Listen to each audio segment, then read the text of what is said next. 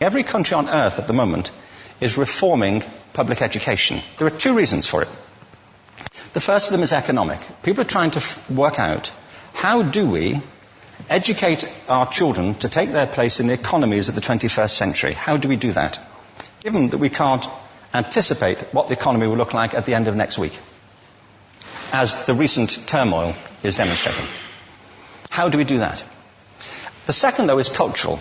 Every country on earth is trying to figure out, how do we educate our children so they have a sense of cultural identity and so that we can pass on the cultural genes of our communities while being part of the process of globalization? How do we square that circle?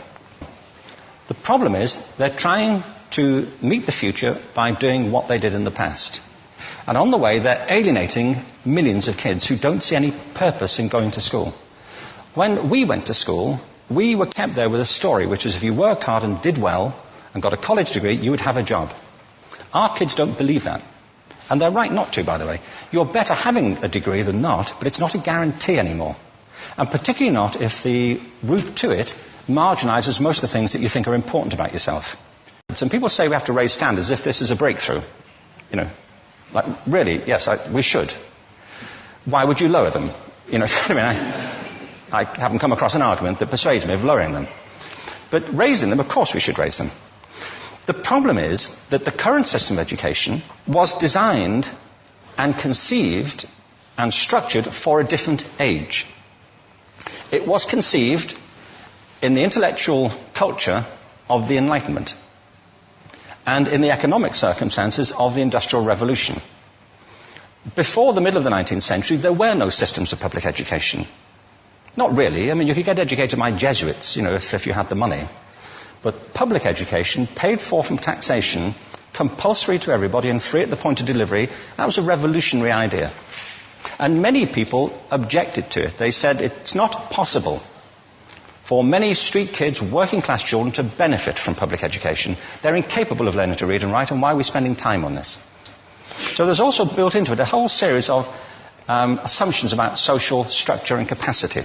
It was driven by an economic imperative of the time, but running right through it was an intellectual model of the mind, which was essentially the Enlightenment view of intelligence.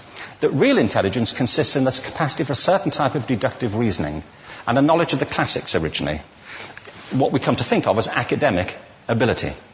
And this is deep in the gene pool of public education, that there are really two types of people, academic and non-academic, smart people and non-smart people. And the consequence of that is that many brilliant people think they're not, because they've been judged against this particular view of the mind. So we have twin pillars, economic and intellectual. And my view is that this model has caused chaos in many people's lives. It's been great for some. There have been people who have benefited wonderfully from it. But most people have not. Instead, they suffer this. This is the modern epidemic, and it's as misplaced and it's as fictitious. This is the plague of ADHD. Now, this is a map of the incidence of ADHD in America, or prescriptions for ADHD. Don't mistake me here. I don't mean to say there is no such thing as attention deficit disorder. I'm not qualified to say if there is such a thing. I know that a great majority of psychologists and paediatricians think there is such a thing. But it's still a matter of debate. What I do know for a fact is it's not an epidemic. These kids are being medicated as routinely as we had our tonsils taken out. And on the same whimsical basis, and for the same reason, medical fashion. Our children are living in the most intensely stimulating period in the history of the earth. They're being besieged with information and calls for their attention from every platform, computers, from iPhones, from advertising holdings, from hundreds of television channels. And we're penalizing them now for getting distracted. From what? Boring stuff. At school, for the most part. It seems to me it's not a coincidence totally that the incidence of ADHD has risen in parallel with the growth of standardized testing. Now, these kids are being given Ritalin and Adderall and all manner of things, often quite dangerous drugs, to get them focused and calm them down. But according to this, attention deficit disorder increases as you travel east across the country.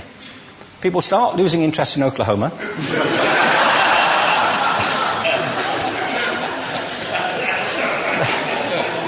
They can hardly think straight in Arkansas. And by the time they get to Washington, they've lost it completely. And there are separate reasons for that, I believe. It's a fictitious epidemic. If you think of it, the arts, and I don't say this exclusively of the arts, I think it's also true of science and of maths, but I say about the arts particularly because they are the victims of this mentality currently, particularly. The arts especially address the idea of aesthetic experience.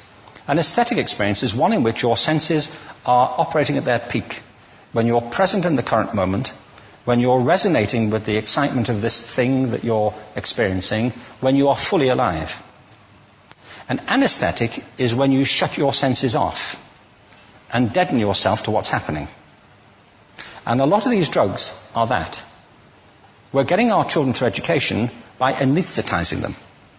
And I think we should be doing the exact opposite. We shouldn't be putting them asleep. We should be waking them up to what they have inside of themselves. But the model we have is this. I believe we have a system of education that is modeled on the interests of industrialism and in the image of it. I'll give you a couple of examples. Schools are still pretty much organized on factory lines, ringing bells, separate facilities, specialized into separate subjects. We still educate children by batches. We put them through the system by age group. Why do we do that? Why is there this assumption that the most important thing kids have in common is how old they are? It's like the most important thing about them is their date of manufacture. You know what I mean? Well, I know kids who are much better than other kids at the same age in different disciplines, or at different times of the day, or better in smaller groups than in large groups, or sometimes they want to be on their own. If you're interested in the model of learning, you don't start from this production line mentality. It's essentially about conformity, and increasingly it's about that as you look at the growth of standardized testing and standardized curricula. And it's about standardization. I believe we've got to go in the exact opposite direction. That's what I mean about changing the paradigm. There was a great study done recently of divergent thinking. It was published a couple of years ago. Divergent thinking isn't the same thing as creativity. I define creativity as the process of having original ideas that have value. Divergent thinking isn't a synonym, but it's an essential capacity for creativity. It's the ability to see lots of possible answers to a question, lots of possible ways of interpreting a question, to think what Edward de Bono would probably call laterally, to think not just in linear or convergent ways, to see multiple answers, not one. So, there are tests for this. One kind of cod example would be, people might be asked to say, how many uses can you think of for a paperclip? One of those routine questions. Most people might come up with 10 or 15. People who are good at this might come up with 200. And they do that by saying, well, could the paperclip be 200 foot tall and be made out of foam rubber? Does it have to be a paperclip as we know it, Jim? Now, there are tests for this, and they gave them to 1,500 people. This is in a book called Breakpoint and Beyond. And on the protocol of the test, if you scored above a certain level, you'd be considered to be a genius at divergent thinking. Okay? So my question to you is, what percentage of the people tested, of the 1,500, scored at genius level for divergent thinking? Now, you need to know one more thing about them. These were kindergarten children. So what do you think? What percentage at genius level? 80. 80, okay. 98%. Now, the thing about this was it was a longitudinal study. So they retested the same children 5 years later, ages of 8 to 10. What do you think? 50? They retested them again 5 years later, ages 13 to 15. You can see a trend here, can't you? Now, this tells an interesting story, because you could have imagined it going the other way, couldn't you? You start off not being very good, but you get better as you get older. But this shows two things. One is we all have this capacity, and two, it mostly deteriorates. Now, a lot of things have happened to these kids as they've grown up. A lot. But one of the most important things that happened to them, I'm convinced, is that by now they've become educated. They've spent 10 years at school being told there's one answer, it's at the back. And don't look. And don't copy, because that's cheating. I mean, outside schools, that's called collaboration, but inside schools. Now, this isn't because teachers want it this way, it's just because it happens that way. It's because it's in the gene pool of education. We have to think differently about human capacity. We have to get over this old conception of academic, non-academic, abstract, theoretical, vocational, and see it for what it is, a myth.